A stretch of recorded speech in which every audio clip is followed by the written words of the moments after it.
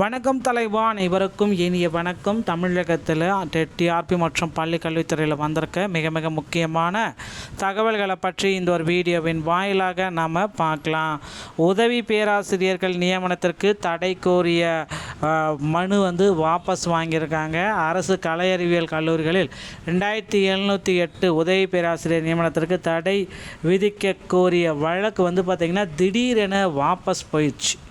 So இதில் என்ன நடந்திருக்கு, உதவி பேராசிரியர்களை மீண்டும் பார்த்திங்கன்னா தேர்வுகள் வைப்பாங்களா மாட்டாங்களா அப்படின்னு நிறைய கேள்விகளோட காத்துட்ருக்காங்க. ஸோ அவங்களுக்கு எல்லாத்துக்கும் ஒரு சிறந்த பதிலை கொடுத்துட்டாங்க. வழக்கை வாபஸ் பெறுவதாக பாஜகவை சேர்ந்த நாகராஜன் தரப்பில் கூறியதாக உயர்நீதிமன்றம் இந்த தகவலை நமக்கு வெளியிட்டிருக்குங்க. ஸோ இதுதான் தற்சமயம் நமக்கு வந்திருக்கு அந்த ஒரு மிக மிக முக்கியமான கல்வி செய்தியில். அரசு கலை அறிவியல் கல்லூரிகளில் 2700 உதவி பேராசிரியர் நியமனத்திற்கு தடை, வழக்கை வாபஸ் பெறுவதாக இந்த தகவலை நமக்கு கூறிட்டாங்க. அடுத்து பார்த்திங்க அப்படின்னா டெட் தேர்வில் சில முக்கியமான அறிவிப்புகள். ஓகேங்களா. ஸோ கண்டிப்பாக பள்ளி கல்வித்துறையில் இந்த ஒரு பட்ஜெட் தாக்கல் ஆகஸ்ட் 5ஆம் தேதி பள்ளி கல்வித்துறையில் ஒரு மிகப்பெரிய அளவில் பட்ஜெட் தாக்கல் இருக்குது. ஸோ இந்த பட்ஜெட் தாக்கலில் ஆசிரியர்களுடைய மொத்த காலி பணியிடங்களுடைய எண்ணிக்கை வெளியிட போகிறாங்க.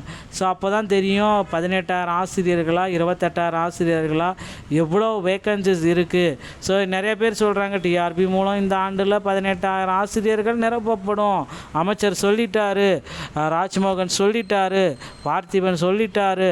இப்படி பார்த்திங்கன்னா ஒரு பக்கமாக இவங்க ஒரு பக்கம் பேசிகிட்டே இருக்காங்க. ஆனால் உண்மையான தகவல்கள் என்ன? ஆசிரியர்கள் ஒரு பக்கம் இந்த டெட் தேர்வில் நியமன தேர்வில் பாஸ் பண்ணிவிட்டு போஸ்டிங் போடாமல் இருக்கிற ஆசிரியர்கள் ஒரு பக்கம் போராட்ட காலத்தில் குதித்து போராடிட்டுருக்காங்க. ஸோ டெட் தேர்வுடைய முடிவுகளை வெளியிடுறதுக்கு தடையும் வச்சுட்டாங்க. காமன் டெட்டோடைய நோட்டிஃபிகேஷன் எப்போ வரும்னு பார்த்தா அதுவும் நோட்டிஃபிகேஷன் வரல. மற்ற யூஜிடிஆர்பியோடைய பிஜிடிஆர்பியோடைய நோட்டிஃபிகேஷன் வரும் அப்படின்னு பார்த்தா அதுவும் வரல. ஸோ டோட்டலாக பார்த்திங்க அப்படின்னா ஆசிரியர் தேர்வு வாரியத்தில் கவுன்சிலிங் கூட மட்டும்தான் நடக்குதே தவிர மீதி எல்லாமே அப்படியே ஹோல்ட் ஆயிடுச்சுங்க. ஸோ இதெல்லாம் எப்போ நடத்தி முடிப்பாங்க அப்படின்றது எல்லாருக்குமே ஒரு தெரியாத ஒரு புரியாத புதிராக இருக்குது பள்ளி கல்வித்துறையில். ஸோ அந்த காமன் டெட்டோடைய நோட்டிஃபிகேஷன் வேணால் இன்னும் ஒரு சில தினங்களில் வெளியாக இருக்குது. ஓகேங்களா.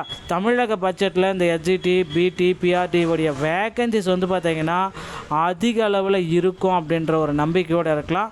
ஸோ இந்த மறு நியமன தேர்வின்றி ஆசிரியர்களை நியமனத்துக்கு உண்டான ஒரு அறிவிப்பை வெளியிட போகிறாங்க. ஸோ கிட்டத்தட்ட 28,000 ஆசிரியர்கள் மறு நியமன தேர்வின்றி உடனடியாக பணியமர்த்த போகிறாங்க. ஓகேங்களா. ஸோ இதற்கான அப்டேட்டு, இதற்கான ஒரு ஜீவோ பார்த்திங்கன்னா விரைவில் வெளியிடுவாங்க அப்படின்ட்டு எதிர்பார்க்கலாம். ஸோ டெட் ஆசிரியர்கள் தேர்வில் தகுதி பெற்ற ஆசிரியர்கள் அனைவருமே போராடிட்டுருக்காங்க. இவர்களுக்கு ஒரு நல்ல செய்தியை பள்ளி கல்வித்துறை சார்பாக வழங்குவாங்க என்று எதிர்பார்க்கலாங்க. சிறப்பு டெட் தேர்வு முடிவுகளை வெளியிடுவதற்கான இடைக்கால உத்தரவு 2024 ஆகஸ்ட் 24 வரைக்கும் நீடிக்கும் அப்படின்றத குறிப்பிட்டிருக்காங்க.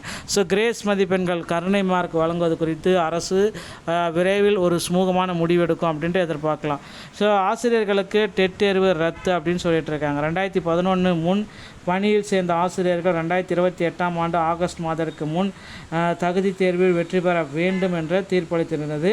ஆசிரியர் தகுதி தேர்வு எழுதுவதிலிருந்து அரசாணைக்கு முன்பு பணியில் சேர்ந்த பழைய ஆசிரியர்கள் முழுமையாக விலக்களிக்க வேண்டும் என்று தமிழ்நாடு ஆசிரியர் முன்னேற்ற மற்றும் மத்திய மாநில அரசுதாரர்களுக்கு இந்த கோரிக்கை விடுத்திருக்காங்க. கல்வி உரிமை சட்டம் 2011 பிறகு இடைநிலை பட்டதாரி ஆசிரியர்களுடைய பணிகளுக்கு தகுதி தேர்வு நடத்தப்பட்டு அதில் வெற்றி பெறுபவர்கள் மட்டுமே பிற விதிகளை பின்பற்றி நியமிக்கப்படுகின்றனர். ஆனால் இது அவர்களுக்கு தகுதி தேர்வை கட்டாயமாக்க வேண்டும் என்ற கேள்வி தொடரப்பட்ட வழக்கை விசாரித்த உச்சநீதிமன்றம் 2011 ஆண்டுக்கு முன் பணியில் சேர்ந்த ஆசிரியர்கள் 2028ஆம் ஆண்டு ஆகஸ்ட் மாதத்திற்கு முன்பு தகுதி தேர்வில் வெற்றி பெற வேண்டும் என கடந்த ஆண்டு செப்டம்பர் மாதமே இந்த தீர்ப்பை போட்டதுனால இதை எதிர்த்து நிறைய பேர் அடுத்தடுத்த மனுக்களை தாக்கல் பண்ணிகிட்ருக்காங்க. ஸோ டெட்டு பேப்பர் 1 மற்றும் பேப்பர் 2க்கான மதிப்பெண் தேர்ச்சி பெற்றவர்களுடைய மதிப்பெண் உண்மைத்தன்மையுடைய வழங்குதல் ஸோ இந்த கிரிவலன்ஸ் எல்லாமே எங்கே வழங்குறாங்க அப்படின்றது தான் இப்போ கேள்விக்குறியாக இருக்குது. ஆசிரியர் தேர்வு வாரிய இணை இயக்குனர் அவர்களின் செயல்முறை கடிதத்தில் இதை வெளியிட்டிருக்காங்க. பள்ளி கல்வித்துறை ஸோ யாரெல்லாம் உண்மைக்கானதாக இது தேவைப்படுதோ அவங்க பள்ளி தலைமை ஆசிரியர்கள் வட்டார கல்வி அலுவலரிடமிருந்து முழுமையான பெற்று ஆசிரியர் தகுதி தேர்வு தாள் 1 மற்றும் தாள் 2 அதனை தேர்வு எழுதிய மாவட்டங்கள் வாரியாக தொகுத்து பரிந்துரையுடன் 30/7/2026க்குள் அனுப்பப்பட வேண்டும் அப்படின்றதையும் குறிப்பிட்றாங்க. பழைய ஓய்வூதிய திட்டம் வந்து பார்த்திங்கன்னா மீண்டும் வருமா? நாடாளுமன்றத்தில் அரசு ஊழியர்களுக்கு ஒரு முக்கியமான ஒரு அப்டேட். ஸோ இந்த ஓல்டு பென்ஷன் ஸ்கீம் ஓய்வூதிய திட்டத்தை மீண்டும் கொண்டு வரலாம் அப்படின்ட்டு மத்திய அரசு சில தகவல்களை நமக்கு வெளியிட்டிருக்கிறதாக தகவல்கள் வந்துட்டுருக்குங்க. ஸோ கண்டிப்பாக அந்த பழைய ஓய்வூதிய திட்டத்தை கொண்டு வர போகிறாங்க மத்திய அரசு மற்றும் ஓய்வூதியர்கள். முக்கிய செய்தி, பழைய ஓய்வூதிய திட்டம் குறித்து ஒரு எதிர்பார்ப்பு எல்லோர் மத்தியிலுமே இருக்குது. விரைவில் நாம் எதிர்பார்க்கலாங்க. அரசு பள்ளி மாணவர்களுடைய மனநலன் காத்த உளவியல் ஆலோசனை திட்டம் மீண்டும் உயிர் வரணும் அப்படின்னு சொல்கிறாங்க. கோவை டவுனால் அருகே அமைந்துள்ள முதன்மை கல்வி அலுவலகத்தின் நுழைவாயில் பகுதிகளில் உளவியல் வாகனம் நிறுத்தப்பட்டது. இந்த வாகனம் பல ஆண்டுகளாக இயக்கப்படாமல் பராமரிப்பின்றி தூசு படர்ந்து காணப்படுகிறது. குறிப்பிடத்தக்க ஒரு விஷயங்க. ஸோ நண்பர்களே, இந்த மாதிரி தகவல்களை நீங்கள் உடனுக்குடன் பெறணும் அப்படின்னு நினச்சிங்கன்னா நீங்கள் உடனே நம்முடைய சேனலை சப்ஸ்கிரைப் பண்ணி பெல்லை கிளிக் வச்சுக்கோங்க. மீண்டும் நல்ல தகவலோடு நான் உங்களை சந்திக்கிறேன். நன்றி, வணக்கம், தேங்க்யூ.